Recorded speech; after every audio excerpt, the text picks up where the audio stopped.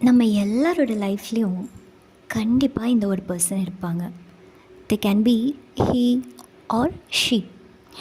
என்ன அப்படின்னா, இந்த உலகமே நம்மளை எதிர்த்து நின்னாலும், நம்ம பண்ணது தப்பாகவே இருந்தாலும், என் ஃப்ரெண்டு பண்ணால் அது கரெக்டாக தான் இருக்கும் அப்படின்னு நம்மளுக்காக டிஃபெண்ட் பண்ணுற ஒரு பர்சன்.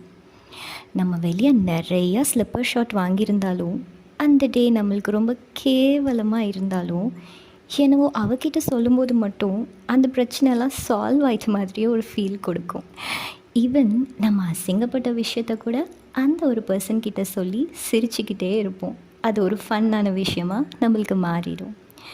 நம்மளுக்கு ஒரு ப்ராப்ளம்னு வரும்போது கடவுள்கிட்ட சொல்லி அழறதுக்கு முன்னாடியே நம்ம மைண்டில் வர அந்த ஒரு பர்சன், ஈவன் நைட் 2 o'clock இருந்தாலும் கால் பண்ணி அவகிட்ட சொல்லும் போது அந்த பிரச்சனை என்னவோ தீந்துட்ட மாதிரி இருக்கும். அதுலேயும் விடடி பார்த்துக்கலாம் அப்படின்னு அவங்க கொடுக்குற அந்த ஒரு வார்த்தை, இட் மீன்ஸ் அ லாட்.